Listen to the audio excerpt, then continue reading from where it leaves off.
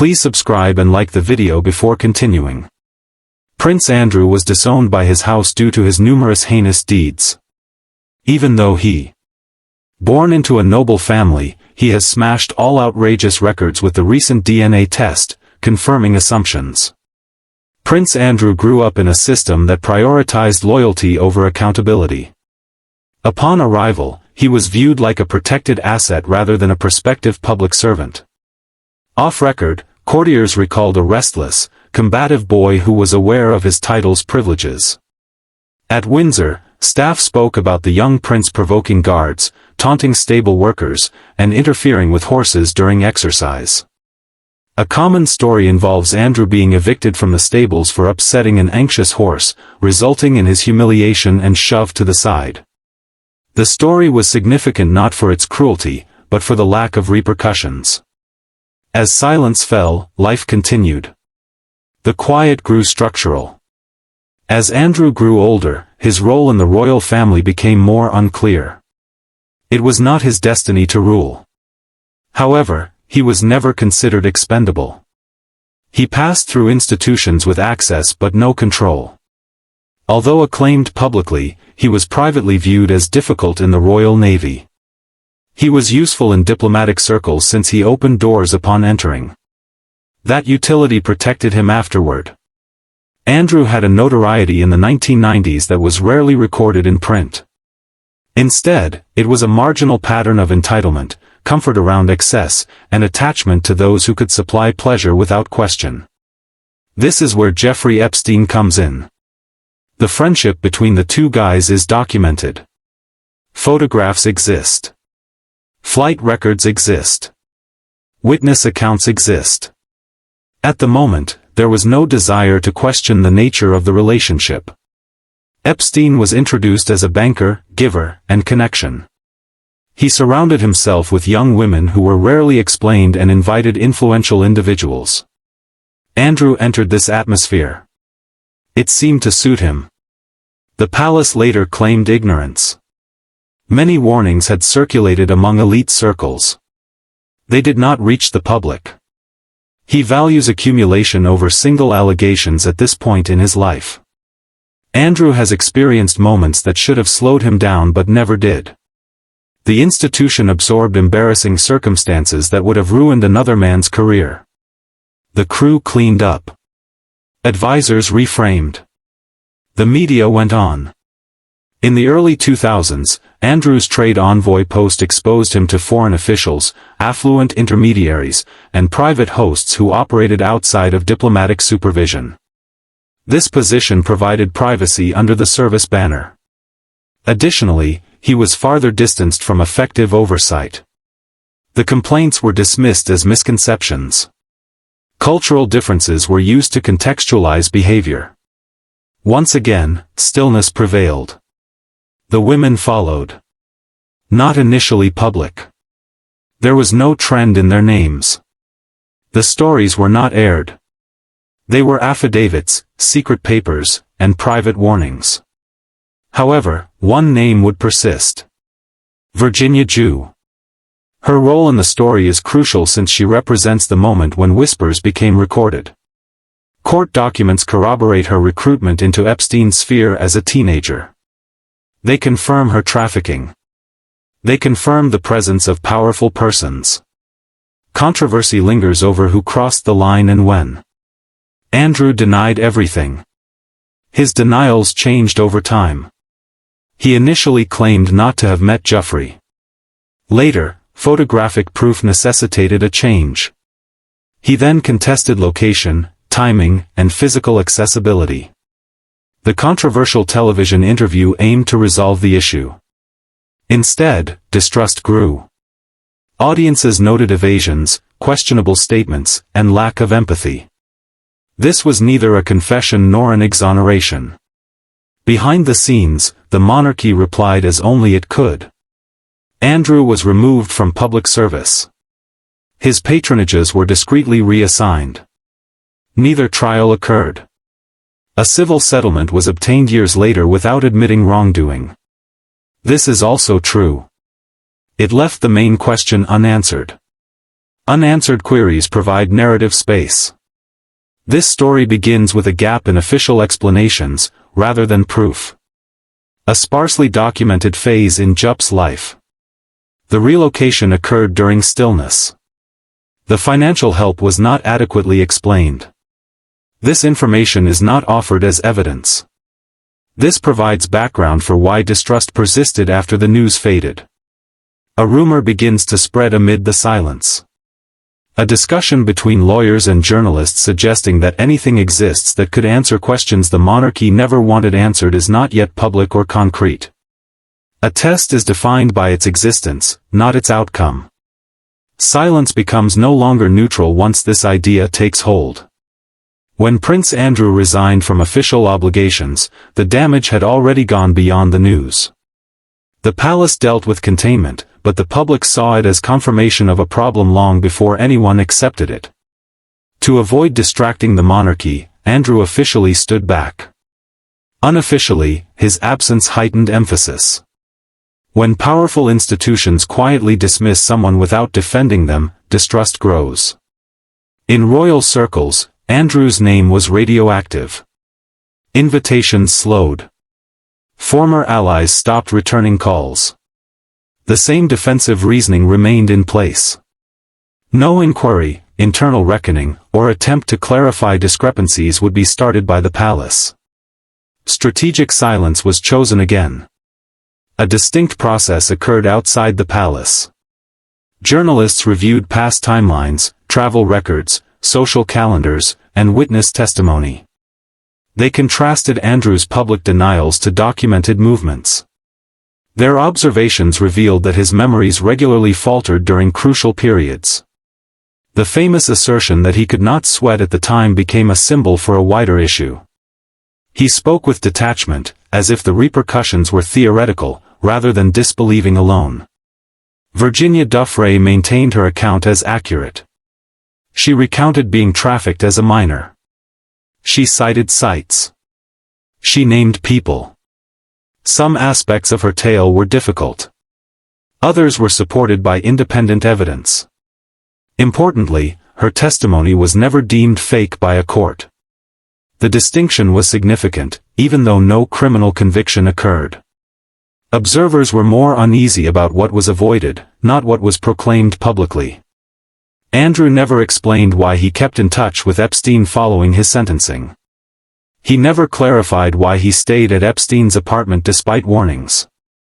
The author did not explain how a casual acquaintance led to recorded proximity. Each omission increased weight. This story will focus on a lesser-known thread. Geoffrey's disappearance was marked by abrupt changes in domicile, support networks, and legal arrangements, which were extremely complex for someone so young. Nothing here demonstrates anything. However, it created a question that could not be ignored. Why did the palace claim nothing had happened, although so much effort was made to stabilize her life? Rumors abound when explanations fail. During this time, the idea of a DNA test emerged as a contingency rather than a consequence.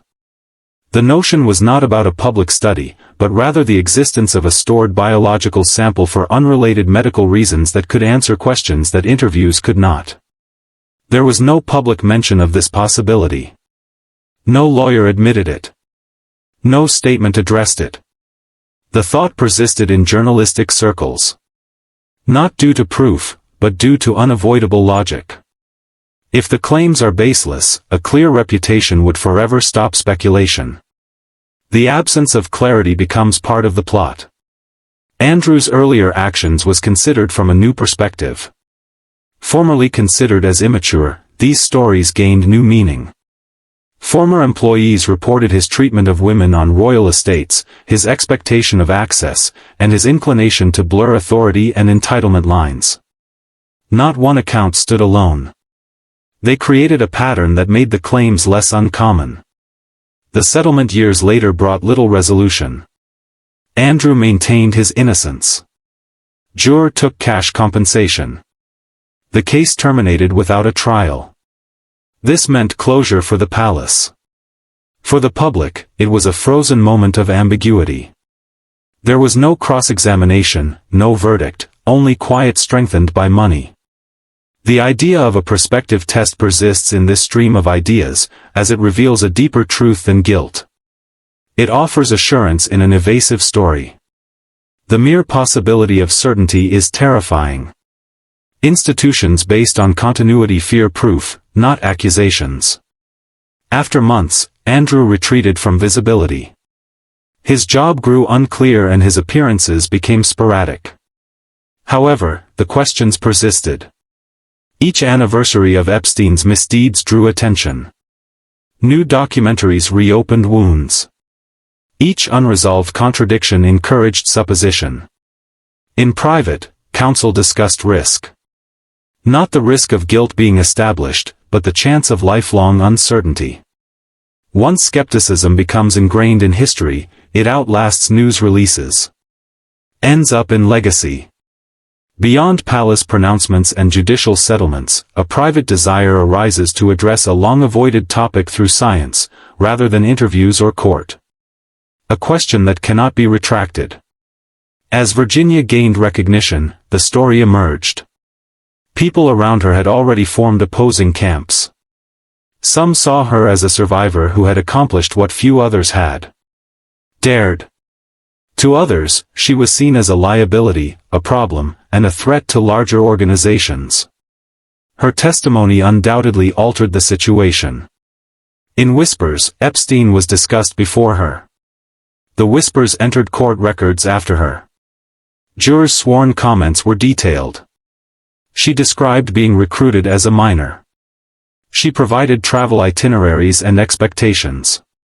She said powerful men were involved. Claims were vigorously challenged but never removed. Each rejection from the men she mentioned heightened scrutiny of her consistency. She persisted. Under oath, she repeated her story. This film presents a reconstruction of why certain issues persist, rather than as established fact. Although Ju left Epstein's grasp, she did not completely disappear. She received exceptional legal support and relocation, especially for her age and background. Publicly, these interventions were characterized as helping victims restore their lives. Privately, some viewed them as damage control. It was during this time that the world learned about her son. Unknown fact, she has 2 sons and a daughter. However, rumors circulated regarding her first child. As a silent presence, pregnancy is never publicly mentioned, rather than as a headline or announcement. A birth away from press or public record. In this way, the child grows up beyond monarchy, but never completely outside its influence. Financial stability arises without explanation. Questions are redirected. No curiosity is encouraged. It is noteworthy that Virginia is so secretive about her children. Although the identities of her children are unknown, the internet continues to speculate about potential scenarios. Virginia hesitates to answer questions for years, not due to self-doubt, but due to the expense of certainty. She has faced legal pressure, character attacks, and public scrutiny. Introducing a child into the turmoil is unimaginable. However, suppressing truth can cause distinct harm.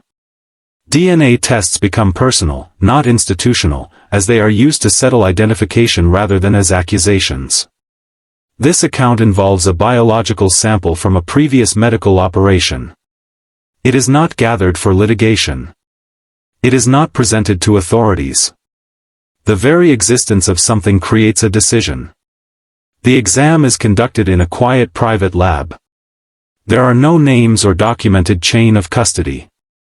The outcome is neither solid enough for court proceedings nor vague enough to ignore. An inexplicable biological relationship is suggested. It increases probability, which can be more unsettling than proof. Virginia finds herself in a familiar situation. She must decide whether to challenge power or shield her child. Meanwhile, Andrew maintains his public withdrawal. His absence from royal life is interpreted as a resolution. The reality is that it generates distance without closure. New information concerning Epstein's network reopens the wound. Each documentary brings renewed interest. Each unsolved question fuels supposition. Andrew's defenders highlight his lack of criminal conviction. Critics argue that his settlement, contradictions, and prolonged privilege shield him from consequences. Since the core question remains unresolved, no side can claim triumph. What transpired behind closed doors without cameras? Legal teams assess narrative collapse risk, not prosecution risk. Historically, the monarchy relied on continuity, believing that scandals disappear with time. A biological question persists. It waits. What happens next will determine if silence remains protective or collapses under the weight of hidden information. When the idea of a DNA test was discussed privately, the palace stopped responding to claims. It was a risk response. This is not legal danger, but reputational harm that cannot be controlled through denial alone. Andrew was already vanished from public life. He lost his military titles. He lost royal sponsorship. Officially, this was framed as accountability. Unofficially, it was containment. The unresolved issue was perception. The public no longer questioned Andrew's carelessness. They questioned why the institutions around him viewed certainty as hazardous. All unsolved questions solidified into implications. Remember that internal worry is driven by persistence, not allegations. The biological question myth persists. Journalists who have covered Epstein's network for years quietly discuss it. Lawyers recognize that certain truths are more unsettling than criminal findings. Even without evidence, it moves continuously. Andrew stays silent. No interviews or statements beyond those previously released. His loved ones characterize him as a man who believes withdrawal leads to resolution. Historical evidence disagrees. Absence does not end a story. Intensifies it. The public's evaluation of Andrew's life is increasing. The past episodes are re-examined with renewed seriousness. Documented friendship with Epstein post-conviction. His frequent visits to Epstein properties. He was willing to be pictured with known traffickers. His incapacity to convey regret without qualification. After isolation, each ingredient survived. A pattern emerges that is difficult to explain. The supposed test was successful without being observed. Silence is now viewed as a choice rather than an inevitability. It has turned ambiguity into narrative fuel. This has put everyone concerned in an impossible situation. When individuals believe the truth is being suppressed, denial ceases to be a defense. It becomes confirmation. One thing remains: resolution. Not as expected by the people. Instead of a shocking discovery, an accounting should be provided to distinguish between what was true, assumed, and fabricated to fill silences. Reckoning occurs in the latter phase, not as proof but as disclosure. Throughout the script, you may notice something missing. Now is the time to clarify rumors and truth. Let's begin immediately. Be sure to address the primary topic first. It is not true that a DNA test validated suspicions about Prince Andrew. No DNA test linking Prince Andrew to Virginia or any kid has been publicly presented, leaked, or legally documented. There is no proven biological kid between them. The central claim was purposefully created to study how suspicion arises when transparency is compromised. What was real? Prince Andrew has committed numerous crimes throughout his life. His affluent upbringing, isolation from consequences, and avoidance of public scrutiny are widely documented. Many royal biographies and staff sources portray him as entitled, demanding, and protected from discipline. Many anecdotes about his disruptive behavior throughout his boyhood, including instances involving workers and royal estates, have circulated for decades. His acquaintance with Jeffrey Epstein is real. Photographs of them together exist. The association has been confirmed by witnesses. Andrew stayed at Epstein's apartments after his 2008 conviction. Flight records and guest logs enable continued communication. These facts are undisputed. Court filings show Virginia was recruited into Epstein's network as a juvenile. Additional evidence supports her claims of trafficking, including contemporaneous records and other witnesses. She publicly accused Prince Andrew of sexual molestation when at a younger age. Andrew denies these charges. A genuine photograph of Andrew and Ju exists. Andrew's public denials changed over time. After initially denying meeting her, he then accepted it but disputed timing, location, and physical availability.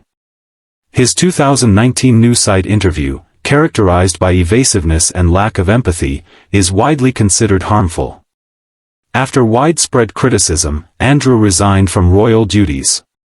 He was stripped of his military titles and patronages. The above happened. A civil settlement was made between Andrew and Jupri in 2022. There was no admission of guilt, and the case ended without a trial. No criminal conviction ever occurred. The legal ambiguity remains unresolved. This is what was assumed or inferred. Whether quiet from the palace was a strategy or an accident is a matter of perception, not established policy. The idea that Andrew was institutionally shielded is widely believed and supported, but not officially acknowledged. The idea of journalists, advisors, or lawyers privately speculating on biological evidence is feasible but unproven. This illustrates how media ecosystems function when official explanations fail and behind-the-scenes discussions are not validated. Virginia Giuer has legitimate privacy concerns regarding her children. Her children's identities are purposely concealed from public view. That concealment is real. Speculation online suggests that secrecy implies concealed paternity, but this has not been proven. What was fictional? There is no validated DNA test. No biological sample, private lab results, probability analysis, or leak. The DNA test symbolized the public's desire for clear proof in power matters, which is often lacking. The inner palace reactions to a supposed test, strategic fear of scientific certainty, and counselors' suppression of biological evidence were all fictionalized. Written to demonstrate institutional fear, not to reflect documented incidents. The story aimed to show a dynamic, not to argue a hidden fact. When strong persons are implicated, organizations emphasize image over clarity, and cases finish without adjudication, a vacuum is created for narratives to develop. To fill the gaps, humans use logic, suspicion, and assumed certainty. The story seemed convincing because of this. The statement was based on real patterns, not because it was accurate. Patterns of privilege, silence, and unresolved harm. The fictitious aspects were effective due to the factual base and unresolved issues. The conclusion is not that a secret DNA test exists. In the lack of openness, every answer seems plausible. Long delays in truth might lead to believing replacing proof. This is the true lesson from Prince Andrew's story. Not proof, but the cost of not supplying.